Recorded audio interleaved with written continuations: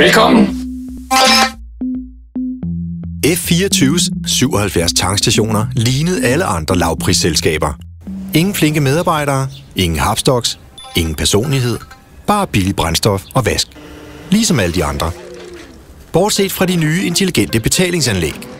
De kan nemlig afspille lyd og billeder. De kan genkende kundekort og printe individuelle koder. De er nærmest små robotter. Og hvad laver robotterne på F24 så, når de tror, ingen kigger?